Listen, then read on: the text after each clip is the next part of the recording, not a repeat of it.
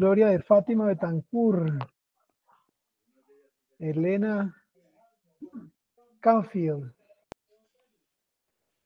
Juan Esteban, Luz Gloria, Malena Urbano, bienvenidos todos. María Pérez, Nancy en Socorro, Patricia Botero, Rocío Calle, Vicky Arenas, muy bien. Sabina Giraldo, bienvenidos todos.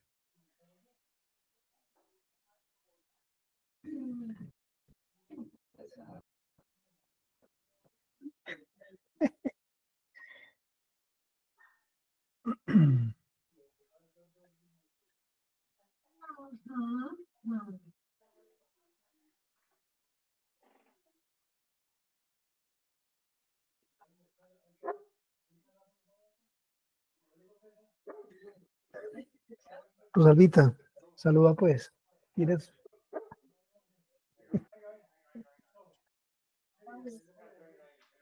Ah.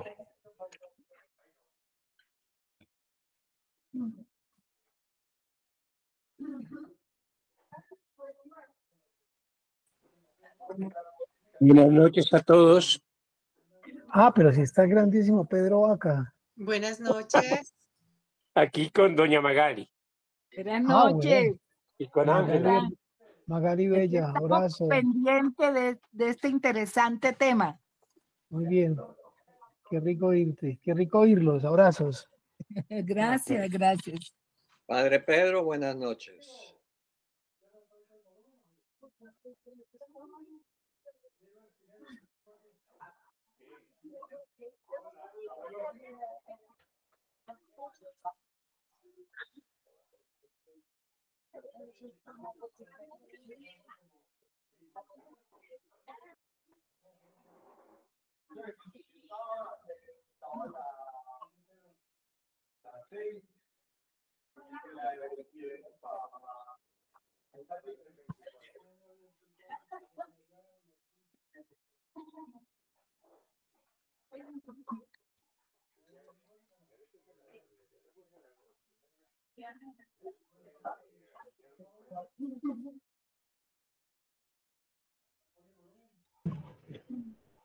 Buenas noches para todos. Buenas Siendo las noches. 7:30, siendo las 7:30, vamos a dar comienzo a este Fe y Cultura número 32. Les pido por favor de apagar en este momento sus micrófonos, que quede únicamente el de José Alejandro. Bueno, y el de aquí, claro. Entonces, es Fe y Cultura número 32. Gracias a Dios hemos podido llevar adelante este proceso. Y fíjense cómo es esta inteligencia artificial que nos va matando. Hoy me dio por poner, esta tarde me dio por poner aquí esta frasecita y no la acabé. Puse, tus padres fueron emigrantes, Biblia. Y apareció todo esto en Meta. Parece que está citando un texto bíblico. Es posible que estés pensando en Deuteronomio 10:19 que dice, y amarás al extranjero porque vosotros fuiste extranjeros en tierra de Egipto. O tal vez estás pensando en otro pasaje bíblico que se refiere a los padres como inmigrantes. ¿Podrías proporcionar más contexto o clarificar tu pregunta? Estoy aquí para ayudarte. Y enseguida, claro que encontré el pasaje que estás buscando. Es posible que estés pensando en Deuteronomio 10:19, pero más específicamente en Éxodo 23:9 que dice, no oprimirás a un extranjero. Vosotros sabéis cómo es el alma de un extranjero, porque vosotros fuiste extranjeros en tierra de Egipto. O también en Levítico 19:34 que dice, el extranjero que mora con vosotros será para vosotros como el natural, lo amarás como a ti mismo, porque vosotros fuiste extranjeros en la tierra de Egipto. ¿Es alguno de estos pasajes? Sí, doña Meta, ese era uno de estos pasajes. Le agradecemos mucho. Y esta noche nos va a acompañar José Alejandro Castaño. Todos lo conocemos. Él ha dirigido todos estos programas. Y esta noche va a ser también el protagonista. ¿Qué pasa con José Alejandro? Los últimos 3 años los ha vivido en Estados Unidos con su esposa Yuri, que estaba haciendo un postdoctorado en la Universidad de Davis. Y tuvieron su niñita, Amelie, hace 3 meses exactamente. Está muy linda, Amelie. Ellos están de clases. Nosotros también con ellos. Y ellos tenían, antes de que Donald Trump tuviera la presidencia, antes de que pensara en su política con los emigrantes, etcétera, ellos tenían ya determinado salir de Estados Unidos porque habían cumplido allí su ciclo. Saldrían el 27 de febrero, es decir, ayer. Pero la mamá de José Alejandro tuvo un accidente, tuvieron que operarla y ya tiene su edad, mañana cumple 89, también la mamá. Ellos querían llegar de sorpresa a la mamá el 1 de marzo. Pero Yuri le dijo a José Alejandro que era mucho más importante la mamá que lo que ellos tenían determinado. Y entonces adelantaron su viaje y están con ella aquí. Entonces, como les digo, fue una coincidencia la salida de Estados Unidos y esta política del presidente. No tiene que ver nada su salida con eso. Es decir, no los echaron. Sin embargo, Alejandro nos hablará más adelante que sí tuvo algunas repercusiones en su vida, en sus planes, esta política que se ha adoptado últimamente por el presidente Trump en los Estados Unidos. El tema es muy interesante. En el tema estamos todos metidos. Hay muchos hermanos de nuestros países que están siendo expulsados, muchos que están escondidos. Hay mucho dolor, hay mucha esperanza frustrada, hay mucho sueño americano echado por tierra. Y entonces creemos que el tema es muy importante. Como les digo, José Alejandro es periodista. Allí en Estados Unidos terminó prácticamente 3 libros, mientras Yuri adelantaba sus estudios de posgrado.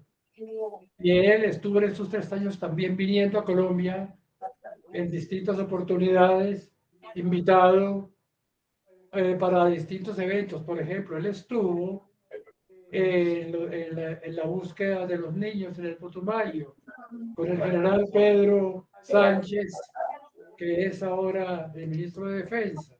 Estuvo con él. Vino también para hacer otros estudios en la tirada. Y coincidió, como les digo, su venida con el cambio de esta política con los emigrantes. Entonces, sin más preámbulo, comenzamos en el nombre del Padre, del Hijo y del Espíritu Santo. Amén. Amén. Y le damos la palabra junto con el agradecimiento a José Alejandro. Él irá llevando esta reunión, también irá diciendo en qué momentos podemos participar o pueden participar ustedes. Adelante, José Alejandro. Muchas gracias, Pedro. Un saludo para todos. Somos 42 personas, un montón de gente, o mejor dicho, 42 conexiones. Probablemente haya más gente de esas conexiones, como de Manizales ahora. ¿A cuántos soy? 6 personas. Acá estoy con mi mamá en el hospital. Esta noche la acompaño yo. y me da mucha alegría poderles compartir desde este lugar un poco de esta experiencia. Muy rápidamente, nosotros viajamos a Estados Unidos, como les contaba Pedro, hace 3 años. Elena, mi esposa, es doctora en matemáticas aplicadas, en escenarios de estudios, hace matemáticas biológicas y se vinculó como investigadora en el Departamento de Salud Pública de la Universidad de Davis, en California, muy cerca de la ciudad de Sacramento. Sacramento es la capital del estado de California y es una ciudad universitaria y allá vivimos los pasados 3 años. Fue una experiencia, debo decir, muy valiosa. Encontramos personas entrañables. Nos hemos venido también con el corazón arrugado porque hay personas que realmente aprendimos a querer, a valorar, gente que queremos mucho, a la que le tenemos una enorme gratitud. Y como ya les contaba Pedro, allá nació nuestra hija, Amelie. Amelie tiene su ciudadanía estadounidense, una ciudadanía que pues, no le pueden retirar ahora. O sea, nos han preguntado, ¿y será que Trump le quita la ciudadanía a su hija? Pues en realidad no puede quitársela, es una ciudadanía legal, ya otorgada, ya reconocida por el Estado. Y nosotros cuando nos fuimos de acá de Colombia para Estados Unidos, no teníamos en los planes embarazarnos. Era una ilusión que había, pero no estaba en los planes, realmente no lo sabíamos, y menos que iban a ser en los Estados Unidos, lo cual ha sido una serendipia. Recordarán ustedes el significado de la palabra serendipia, ¿no? Es como un hallazgo valioso de algo que uno no está buscando. Bueno, Amelie es como una serendipia. Estando allá, las preguntas después del nacimiento de Amelie cambiaron. Por supuesto que un hijo cambia las preguntas. En algún momento consideramos la posibilidad de quedarnos en Estados Unidos. Elena logró vincularse con un centro de investigación muy importante, vinculado también con el gobierno, y había la posibilidad de nosotros comenzar a tramitar lo que allá en Estados Unidos se conoce como la Green Card. Ambos teníamos permiso de trabajo, por supuesto estábamos de manera legal. Yo entraba y salía con frecuencia, venía a Colombia, como les contó Pedro, a hacer reportería, investigaciones para mis libros, para mis artículos de prensa, etc. Y íbamos a hacer, consideramos la posibilidad de hacer el proceso para la Green Card, pero eso nos imponía quedarnos un tiempo largo. Y lo más difícil de todo era que eventualmente teníamos que quedarnos durante 1 año o 2 o 3 años sin venir a Colombia. Eso impone, esa restricción la impone el proceso de la Green Card. Cuando uno pide esa Green Card, uno no puede salir, o en todo caso tiene que tramitar una serie de permisos. Nosotros no estábamos dispuestos a pasar por eso, dejar de ver la familia, dejar de venir a Colombia, dejar de ver a mi madre, y cuando nació Amelie, pues mucho menos. Así que lo que decidimos fue venirnos y que Amelie crezca en el contexto de nuestra familia, en la cercanía con sus hermanas, con mi madre, con sus abuelas, en la cercanía con nuestras familias Manizales, de Pedro, Javier, Sabina, en fin. Entendimos que eso es lo más valioso y por eso decidimos volver.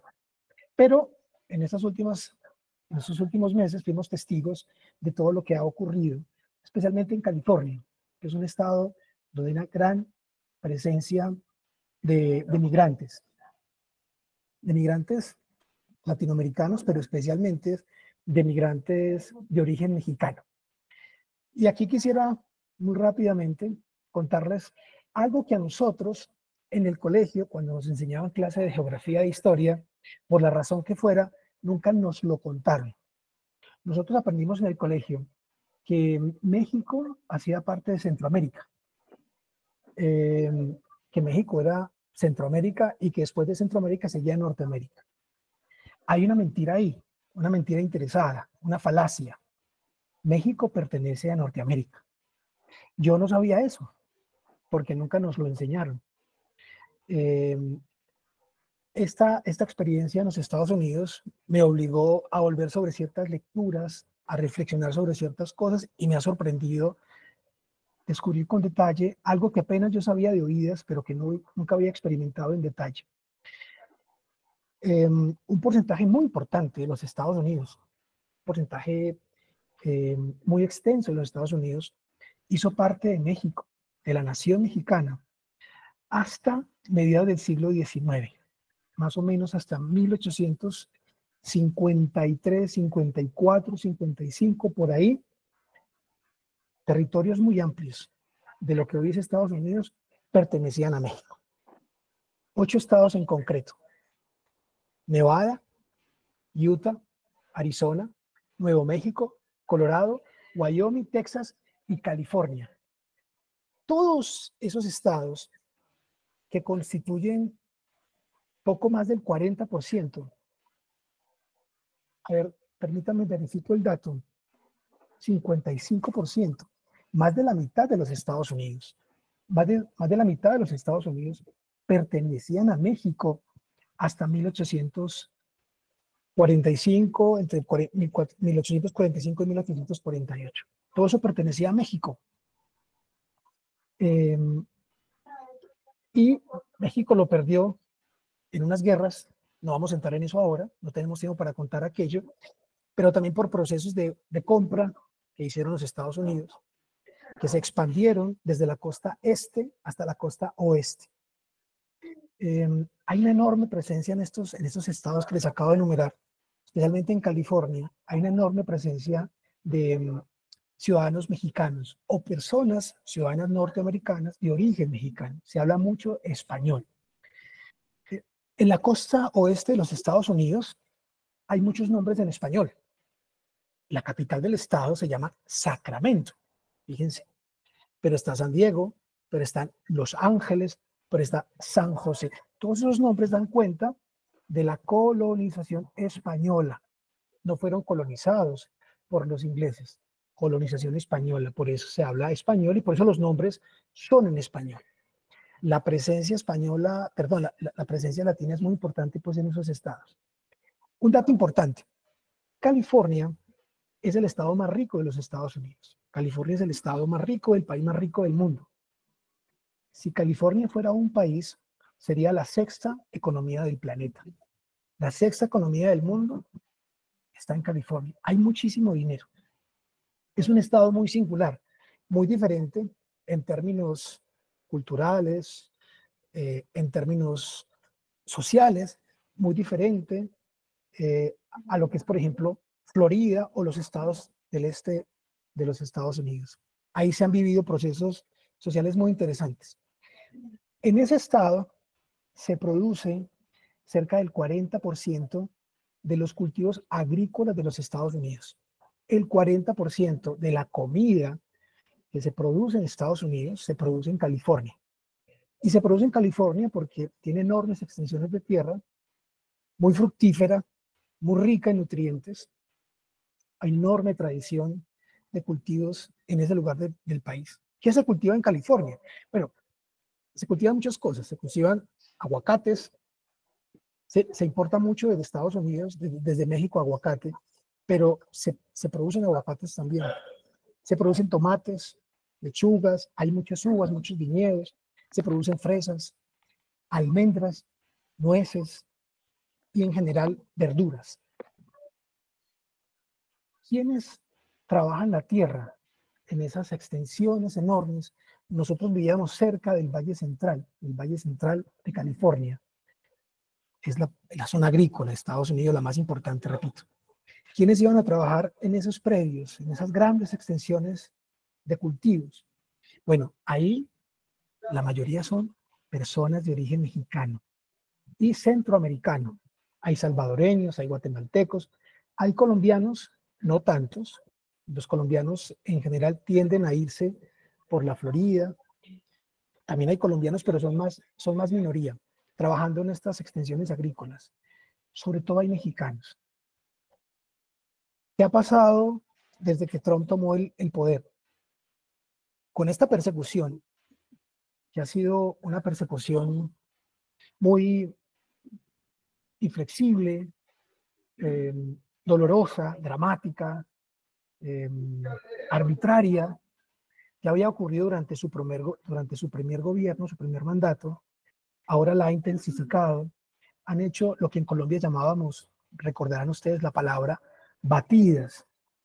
y es persiguiendo a las personas para encerrarlas y capturarlas. Hay videos muy dolorosos de las instituciones, en particular lo que en Estados Unidos se conoce como ICE, que es el departamento encargado de migraciones, la migra, que llaman los latinos en Estados Unidos, llegando, irrumpiendo en sus camionetas, en las fincas, en los cultivos. Y los hombres, los campesinos que están ahí trabajando, corriendo por entre los cultivos para huir. ¿Hace cuánto que ellos cultivan la tierra? Algunos de esos hombres, la mayoría son hombres, hay mujeres, pero son minoría, la mayoría son hombres, porque es un trabajo muy duro, muy difícil. Algunos de esos hombres llevan ahí trabajando 10, 15, 18, 20, 25, 30 años. Se han hecho viejos algunos trabajando en la tierra. Algunos, una mayoría importante de ellos, mantienen la condición de ilegalidad, es decir, no tienen la green card, trabajan de manera ilegal. Otros, sin embargo, tienen el permiso de trabajo. Sin embargo, en estas batidas no están respetando si tenían o no tenían permiso de trabajar. Se presume que todos son ilegales y se los lleva a unos centros de reclusión temporal. Es muy doloroso esto porque las personas no tienen derecho a regresar a su casa, no tienen derecho a volver a su casa.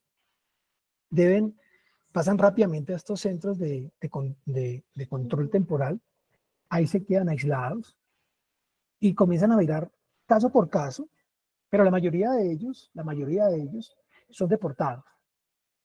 Algunos dicen, la mayoría de ellos, no diría que todos, pero muchos de ellos tienen esposa, tienen hijos nacidos en Estados Unidos, es decir, ya son ciudadanos norteamericanos, van a la escuela, son niños, hay niños muy pequeñitos y hay niños mayores, hay adolescentes.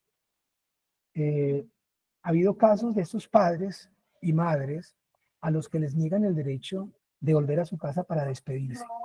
Entonces imagínense ustedes, en cualquiera de las ciudades en las que ustedes se encuentran ahora, van a trabajar al trabajo que han tenido en los pasados 15 o 20 años y no pueden regresar a su casa porque los han capturado.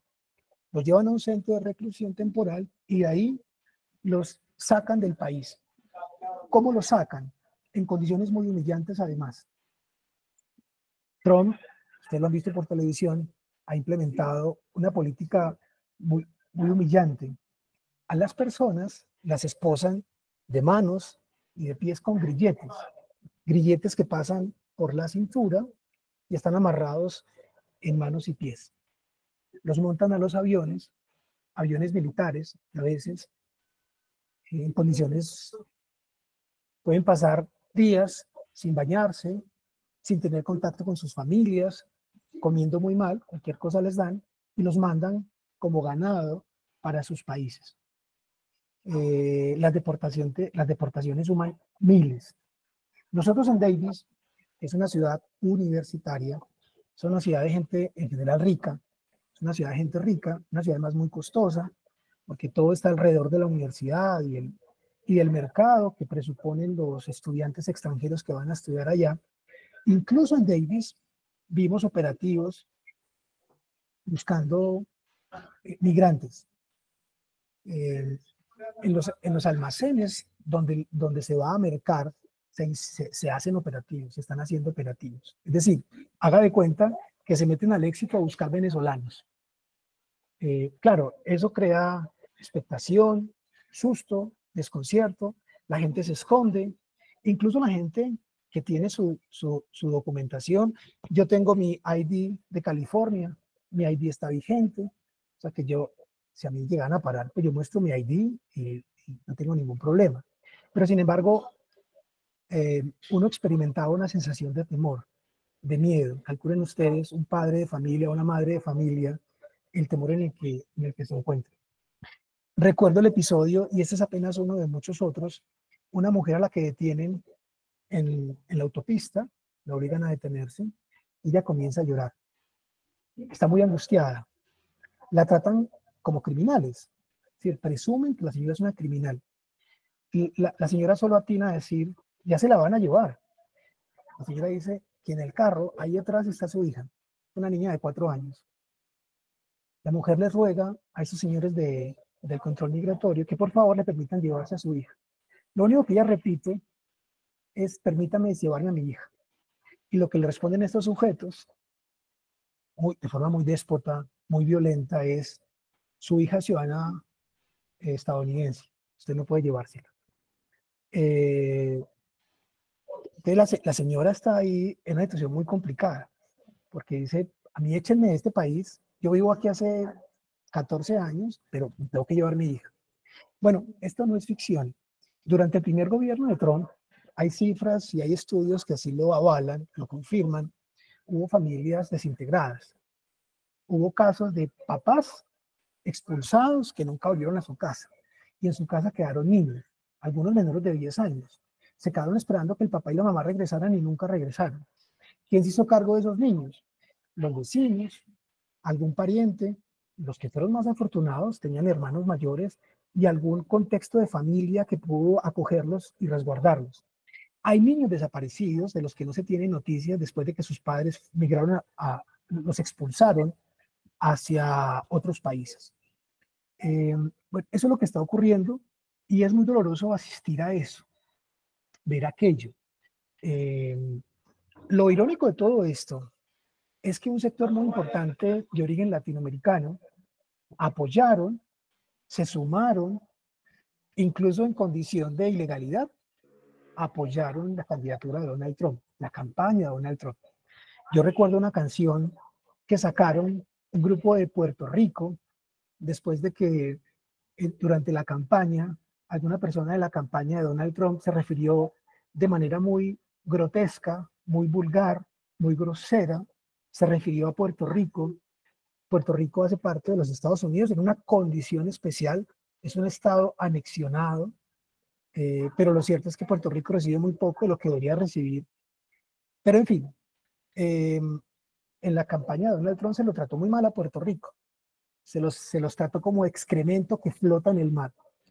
Sin embargo, hubo sectores, unos cantantes, concretamente de la Florida, de Miami, que compusieron una canción de salsa, apoyando la campaña de Donald Trump, ayudando a la gente para que acompañaran con su voto a Donald Trump.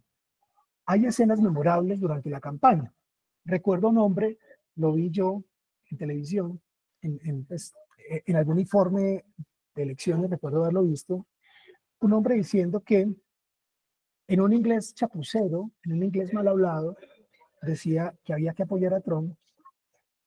Él había ya conseguido su ciudadanía no hacía tanto tiempo y decía que había que salvar a Estados Unidos, que había que salvarlo de las personas que venían de afuera, porque las personas que venían de afuera tenían malas intenciones, iban a usufructuarse de mala manera de los Estados Unidos. Lo irónico de todo esto es que a esta persona le preguntaban cuál era su origen y el tipo responde, soy de origen peruano. Sorprendía entonces que personas que deberían ser más cercanas,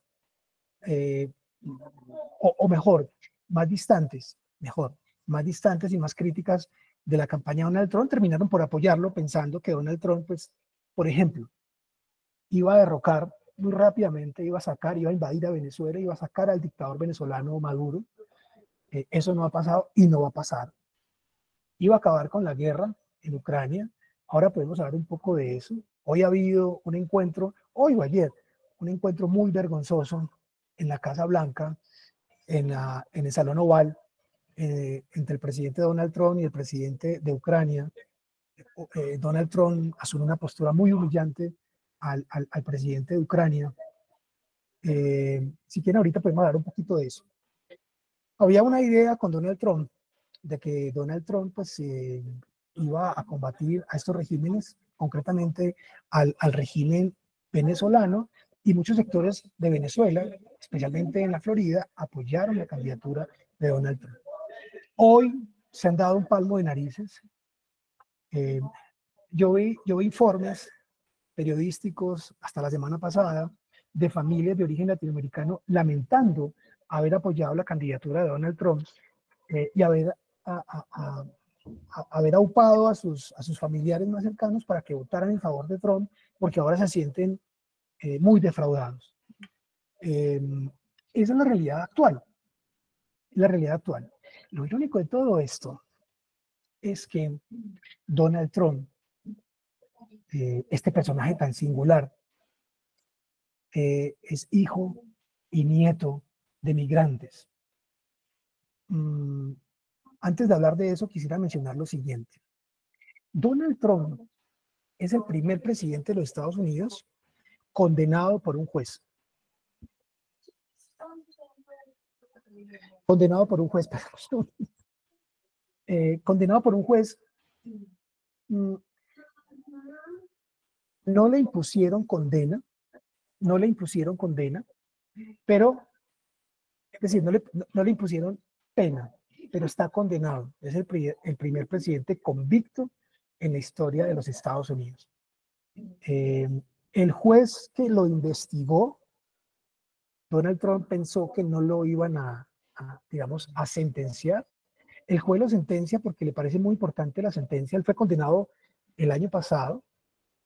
Fue condenado por 34, ojo la cifra, 34 cargos de falsificación de registros mercantiles. 34 cargos de falsificación de registros mercantiles relacionados con pagos a una actriz porno, se llama Stormy Daniels, es una actriz de cine para adultos, porque durante la campaña presidencial, para callarla, le pagaron, la coimaron para pagar su silencio. Eso constituye un delito en los Estados Unidos. Recibió una sentencia simbólica, una libertad condicional, pues significa que no enfrentó cargos de prisión y sanciones económicas. Pero tiene esa condena. Es el primer presidente en Estados Unidos en recibir una condena penal. Recordarán también que hay un escándalo cuando gana la presidencia Biden, y eso fue el 6 de enero del 2021, los seguidores de Donald Trump se tomaron el Capitolio de los Estados Unidos en un intento por interrumpir la certificación de los resultados electorales del 2020, en las que Joe Biden fue declarado ganador. Es la primera vez que algo así sucedía en los Estados Unidos. Es muy grave. Es como si el candidato opositor de un candidato ganador decide decirle a sus votantes que vayan al Congreso de la República y se lo tomen. Y se lo tomaron de manera violenta, además. Fueron hechos muy conocidos. Quizás ustedes lo recordarán en las imágenes de televisión. Bien, Donald Trump se lavó las manos cuando él fue el que incitó esas maneras de violencia, esa multitud que superó las barreras de seguridad, ingresó al edificio, causó daños, incluso le prendieron fuego a algunas cosas ahí. Hubo que evacuar a los legisladores y hubo enfrentamientos violentos. Bien, el Senado, sin embargo, absolvió a Donald Trump, y ahora Donald Trump ha absuelto, les ha otorgado una absolución a las personas que estaban encarceladas por esos delitos. Es un personaje muy, muy particular. Famoso, Donald Trump, por decir cosas que no tienen sustento. Sí, es un tipo que apela mucho a la mentira para decir cosas que le parecen. Y yo quisiera recordar algunas de las mentiras de Donald Trump. Si quieren, ahorita me detengo en eso. Aquí quiero parar para preguntar, para decirles si alguien quiere hacer una pregunta o intervenir. Recuerden que esto es muy breve, muy cortico. Yo estoy tratando de condensar lo más posible, pero si alguno tiene alguna pregunta, simplemente abre su micrófono y puede participar. Vicky, qué rico escucharte. Adelante, te escuchamos. Gracias. Es imposible en un par de minutos poder relatar la historia de mi esposo y mía en este país por 60 años. Cuando vinimos en el 65 éramos unos niños de menos de 20 años. Llegamos en un momento donde la ayuda barata, digámoslo así, de la gente que veníamos a hacer los trabajos difíciles era muy agradecida. nos recibieron con mucha alegría, nos dieron trabajos en el que se tuvo que trabajar muy duro, también reconocíamos lo que hacíamos. Era un momento en que éramos muy pocos cuando trabajamos en la montaña que teníamos los papeles, la residencia, como se decía. Y cuando iba a llegar la migra, los jefes nos decían, llévense a los que puedan para sus casas porque la inmigración va a venir a visitarnos hoy. Así fue como nosotros hicimos amistades muy bellas con gente inclusive que Pedrito conoce, que ahora están en Medellín o que estaban. Hemos llegado a un momento hoy donde después de estar aquí, ser ciudadanos y estar aquí 60 años, tenemos que tener la foto del pasaporte en nuestro teléfono. Porque en cualquier momento, cuando hay grupos, se ha visto, cuando hay grupos de gente hablando en español, están pidiendo papeles. Es la realidad de hoy. Por eso es que nosotros desde un principio fuimos muy opuestos a la presidencia de este señor, que no merece ni siquiera de repetir el nombre. Los unos decían, porque Biden está muy viejito. La otra porque contestó una palabra mal durante la cosa, la cosa esa que hicieron allá entre los dos presidentes, que él fue un grosero y ella salió, sí, y ella salió vencedora. Pero nosotros sí sabíamos de qué estábamos hablando.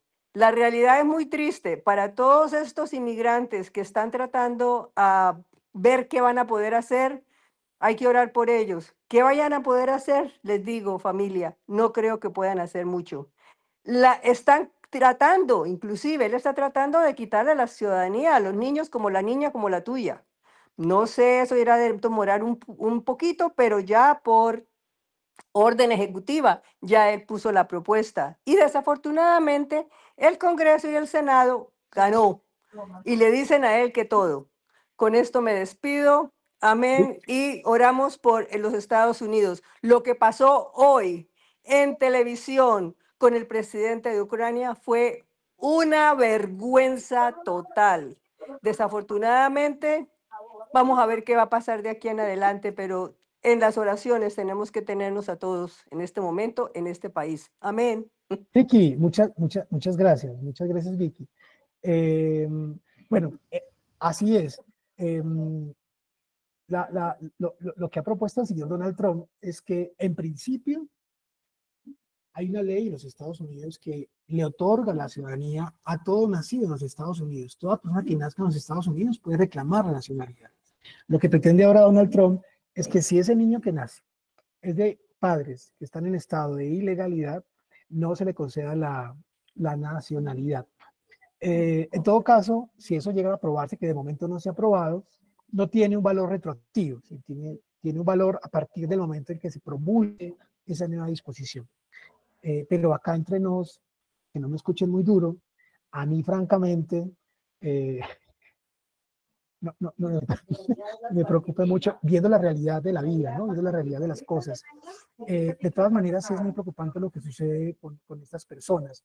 Donald Trump en estos días, muy a su estilo, acaba de decir que va a otorgarle la ciudadanía a personas que inviertan $5 millones, que vayan a los Estados Unidos y hagan inversiones de $5 millones.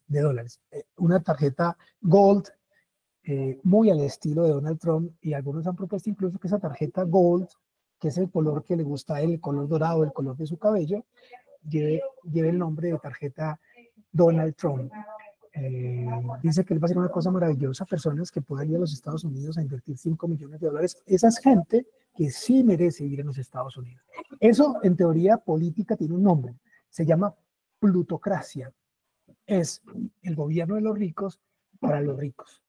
El gran socio de Donald Trump es Elon Musk, el dueño de X, la antes conocida como Twitter, y ahora de la empresa fabricante de cohetes. Este señor, este dato me parece tremendo. Él fue el gran mecenas de la candidatura de Donald Trump, de la campaña de Donald Trump. Puso una enorme cantidad de dinero.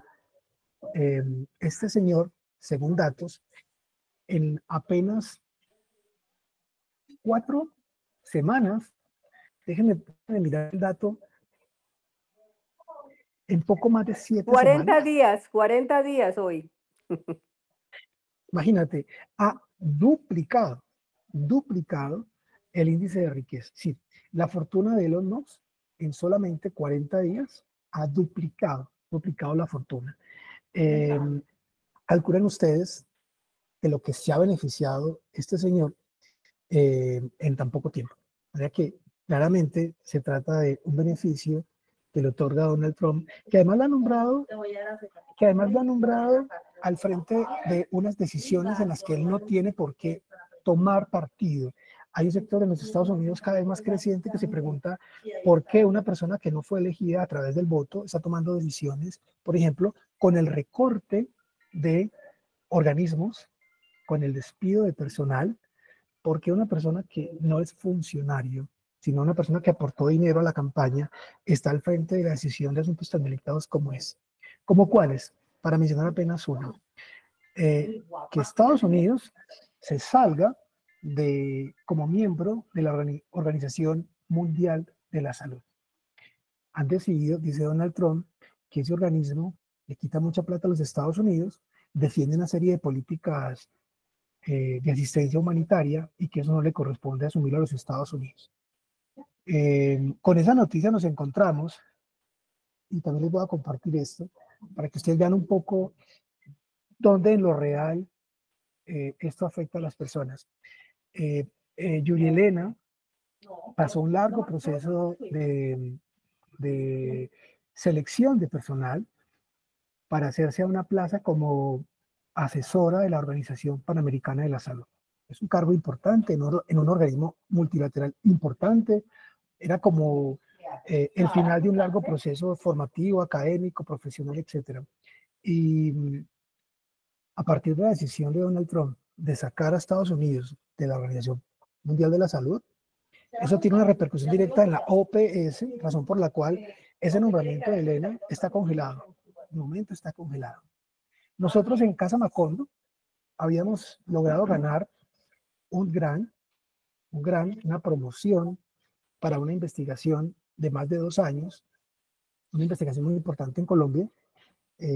Entramos a competir con medios de comunicación de muchos lugares del mundo, de muchos países. Nos presentamos a una convocatoria mundial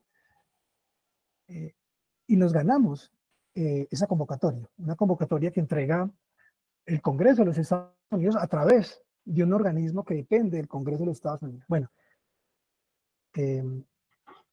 los dineros debieron haber sido desembolsados hace un mes o poco menos de eso, pero a partir de las políticas de Donald Trump, de que no se sabe qué es lo que va a suceder con este señor, que está haciendo recortes, que Elon Musk está llegando a las oficinas a decir, a señalar como si fuera un juego, esto sobra, lo hemos visto en televisión, cogiendo la famosa motosierra, que también ya hizo famoso al señor Milei en Argentina.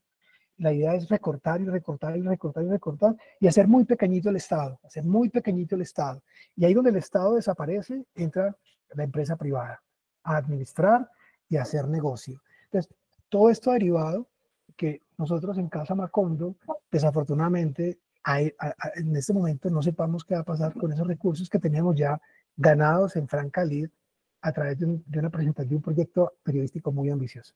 Entonces, nuestra pequeña familia de Elena y José Alejandro y de Amelie, estamos un poco en el aire, felices por estar acá, era nuestra decisión, pero esa es la realidad de todo lo que ha derivado, y nuestro caso es apenas un caso pequeñito, y tenemos posibilidades, y estamos rodeados de familia y de posibilidades, pero la gente que lleva una vida en los Estados Unidos, trabajando, ahorrando, de pronto se quedan con una mano adelante, una mano atrás y regresan a sus países esposados como si fueran criminales. Pedro, levantaste la mano, me pareció. Es que estoy mirando el tiempo y todo esto ha estado demasiado interesante. Pero hay también una parte que está incluida en este programa que es cómo entender la política de Donald Trump. Ya dijiste algo ahorita, el Estado empequeñeciendo y la empresa privada irá haciéndose dueña de todo. Sí, Por ahí va un poquito la política de Donald Trump. Y a un nivel internacional también. ¿Por dónde va? Ok, bueno, ¿ibas a decir algo más, Pedro? No, mira eso. Bueno, Donald Trump ha hecho unas aseveraciones que son cuando menos preocupantes. Al principio parecen ridículas, pero uno lo ve capaz de todo. Nombrar el Golfo de México, que siempre lo conocimos como Golfo de México, Golfo de América, no es tan ingenuo, sino hay una pretensión. Luego dice que Groenlandia, esa isla que está enorme, la más grande del planeta, que está al norte de Canadá, al norte de Estados Unidos, al norte del Atlántico, petrolíficos. La capa de hielo se está desvaneciendo por el calentamiento climático y la pretensión de Donald Trump es ir allá y extraer esos recursos. Ha dicho que me la vendan o yo la tomo, Groenlandia. Ha dicho también que quiere anexar a Canadá como siguiente estado de la Unión. Estas declaraciones, dijo también que si había que tomar nuevamente el control del canal de Panamá, lo iban a hacer. Sí, va diciendo cosas. En la realidad parece muy difícil, no diré que imposible, pero parece muy difícil que él pueda concretar todas estas pretensiones. Pero sí es verdad que resguardan una intención, y es una intención hegemónica, una intención de extender el poder de los Estados Unidos y la influencia de los Estados Unidos en términos económicos. Ahora tiene abierta una guerra comercial con China. A Canadá la tiene muy amenazada con aumento de impuestos. A México también. Recordarán el episodio que hubo con Colombia. Dijo a Colombia, le voy a subir el 25% de los impuestos. Petro le dijo, bueno, pues yo le subo otro al 25%. Alguien le tuvo que haber dicho a Trump, bajito por este oído, señor presidente, en Colombia tenemos 5 bases militares. Es el único país de América del Sur donde tenemos bases militares. Es el único que siempre ha sido obsecuente con nosotros. Lo que les hemos pedido nos lo han dado. No abramos este frente. Y el asunto se diluyó. El asunto se frenó. Estados Unidos tiene un gran interés y en Colombia no tiene, digamos, no tiene oposición. En Colombia no tiene mayor oposición. Así que, ¿qué va a pasar a futuro? Lo que se esperaba es que hoy hubo una escena que sintetiza eso. Lo que se esperaba es que Donald Trump se pusiera de parte de Ucrania y obligara, culminara a Putin a acabar la guerra. Lo que ha pasado en la realidad es que Donald Trump le ha dicho al presidente de Ucrania, mire, dese por bien servido, nosotros no hemos hecho más que darle armas, usted no ha parado esto, usted ha alargado esto demasiado, lo que va a pasar es que Rusia se va a acabar con los territorios que ya se tomó y usted, por cierto, me debe una plata, usted me tiene que pagar todas las armas que le mandó el gobierno de Biden. Y entonces estaban negociando un acuerdo para que Estados Unidos se quede con el 50% de la comercialización de las tierras raras, llaman, que hay en Ucrania. En Ucrania, en el subsuelo de Ucrania, hay una enorme cantidad de minerales de muy alto valor. Estados Unidos le está diciendo al presidente de Ucrania, usted me va a pagar toda la ayuda militar que ya le di, otorgándome el 50% de todo lo que hay ahí. Eso lo estaban negociando. El presidente de Ucrania parecía dispuesto a decirle, bueno, pero ayúdame a quitar este tipo de encima. Lo que le ha dicho Trump es no. Y hoy se lo dijo en público. Usted tiene que asumir que perdió la guerra. Usted tiene que asumir que usted no puede hacer otra cosa que entregar lo que tiene que entregar. Es muy complicado Entonces, lo terrible es que el presidente de Ucrania, que creyó que estaba tomando un vuelo a Estados Unidos, en efecto tomó vuelos a Estados Unidos, fue a la Casa Blanca, pero parece que hubiera llegado a Moscú y no parece que estuviera negociando o hablando con el presidente de Estados Unidos, sino con el presidente de Rusia. Eso lo que demuestra es un pragmatismo terrible de Donald Trump en función del dinero, lo que le convenga. Y si el dinero al final le dice que una acción le deja unos dividendos, los va a asumir. Donald Trump es un negacionista del cambio climático y está dispuesto a pasar por encima de cualquier reserva orientada a preservar los recursos naturales, los recursos hídricos, la protección del medio ambiente. lo que nos resulte favorable en términos económicos, y con eso respondo a la pregunta, Pedro, es la expansión económica de los Estados Unidos. No es otra cosa. Y donde los Estados Unidos tiene participación con un carácter social acortado, la Agencia de Cooperación Estadounidense, que en Colombia tiene una participación desde hace muchos años, se quedó sin recursos. USAID se quedó sin recursos. Y así en el mundo. Hay países del África que solo viven o intentan subsistir de lo que esa agencia desarrolla en proyectos sociales. En este momento no hay recursos, todo eso está parado. Dice Donald Trump, vamos a revisar. Donde ganemos plata lo vamos a hacer. Donde perdamos dinero no lo vamos a hacer. Y eso es de momento la política de Estado de este señor. Según lo vemos nosotros, es insostenible, porque un mundo en llamas, y este señor pretende avivar esas llamas y jugar a los cohetes con Elon Musk, que repito, ha duplicado su fortuna en apenas 4 o 5 semanas, es el gran beneficiado de esto. ¿Qué va a pasar? No lo sé, sí, claramente no lo sabemos. ¿Qué va a ocurrir? No lo sabemos. ¿Hasta dónde puede llegar ese señor? No lo sabemos. Un buen ejemplo de dignidad, de aplomo, de mesura, lo ha dado la presidenta de México, Claudia Sheinbaum. Se ha parado en la raya y ha logrado, contrario a lo que todo el mundo pensaba, que Donald Trump retarde la vigencia del incremento de los impuestos.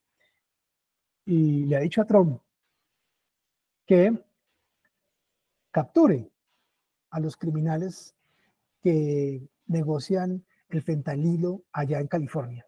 Le ha preguntado, nosotros aquí mandamos criminales para allá, los capos del narcotráfico. ¿Dónde están los que ustedes no capturan? ¿Dónde están ellos? Ella ha sido capaz de establecer una relación, siendo mujer.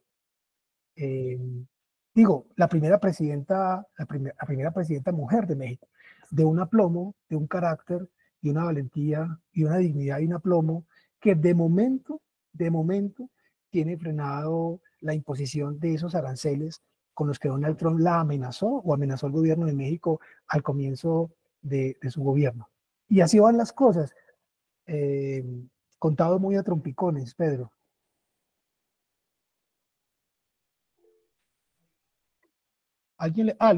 Luis, te escuchamos.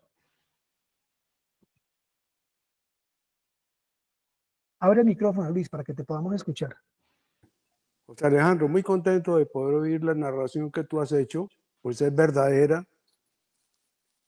Cuando inicialmente Pedro envió Fe y Cultura sobre este tema, yo lo que contesté fue, a cada cerdo se le llega su San Martín, a cada perro se le llega su día, pero perros como nosotros, como los que tiene Pedro, nosotros los amamos. A este señor HP, lo que yo no acepto es que personas en Colombia, amigos nuestros y compañeros de estudios, hayan apoyado sin tener derecho a voto la candidatura de Donald Trump. No con nosotros, sino con otros amigos, personas peleando por una persona que no tiene nada que ver con Colombia. Personas acá de Estados Unidos que votaron por Trump. Musk los ha echado de los trabajos y ahorita se han refractado y están frustrados porque por el que votaron los están despidiendo. Nosotros llegamos cuando la administración Johnson. Salimos y regresamos con la administración de Jimmy Carter. Estuvimos ilegales por 5 años. Adquirimos nuevamente el Green Card en Colombia, regresamos y trabajé yo durante los 5 años para el senador John Glenn, que era dueño de un Holiday Inn acá.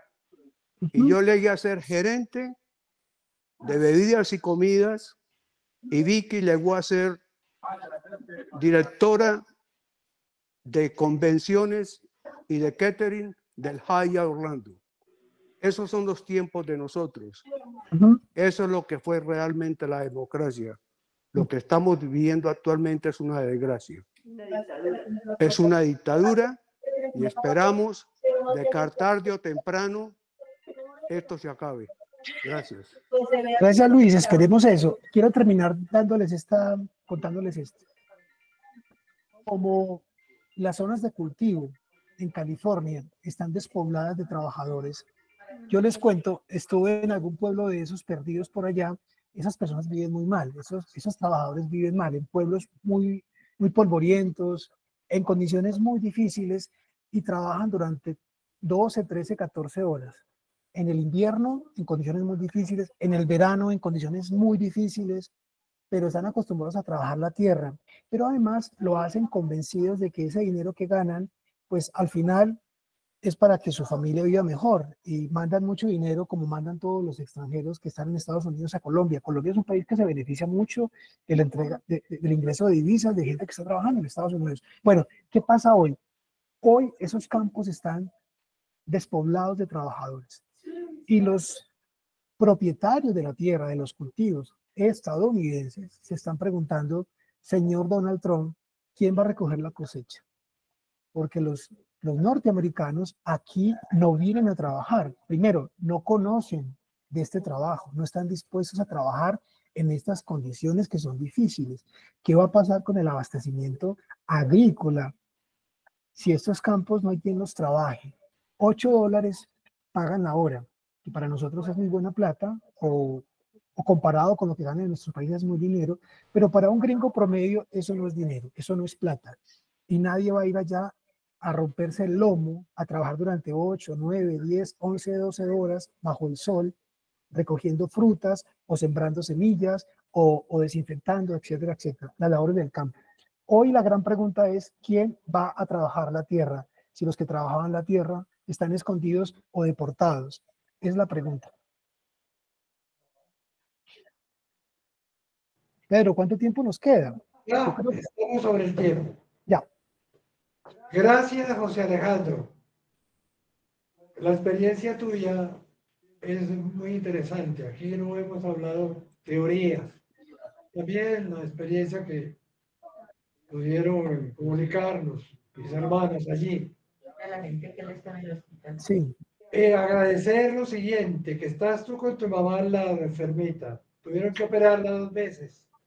Se partió su bracito, salió, se volvió a caer, se volvió a fracturar, la operaron ayer, gracias a Dios todo bien, están viendo, están esperando unos exámenes.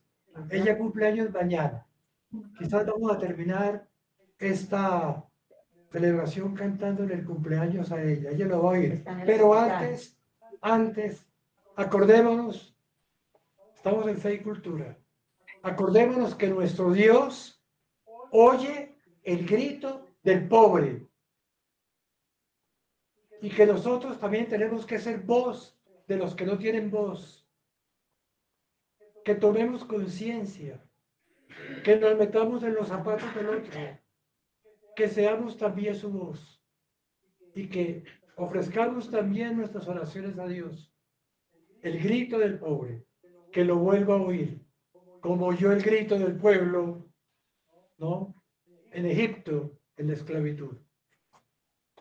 Que Dios nos ayude. Y también es una esperanza que esas locuras, ese boomerang que puede matar, puede volver. Puede volver. Es un boomerang. Gracias, José Alejandro. Allí está doña Rosalba. Doña Rosalba en la clínica, está con ella. Va a cumplir mañana 89 años. ¿Sí? Mi mamá también cumpliría mañana años más. Vamos a cantarle todos el cumpleaños feliz. Cumpleaños feliz.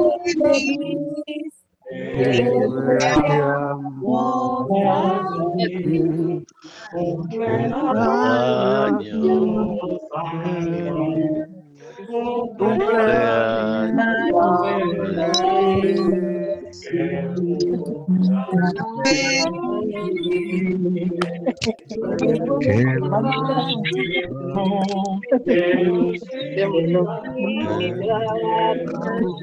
la mamá de...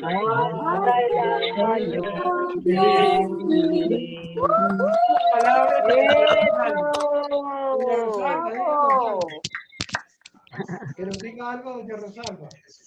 José, que nos diga algo, doña Rosalba. Muchas gracias, los quiero mucho, los llevo aquí en mi corazón. Gracias. Bueno, chao. Chao. Gracias, José Alejandro. Chao, saludos. Muchas gracias. Gracias. Chao. Gracias. Feliz noche. Gracias.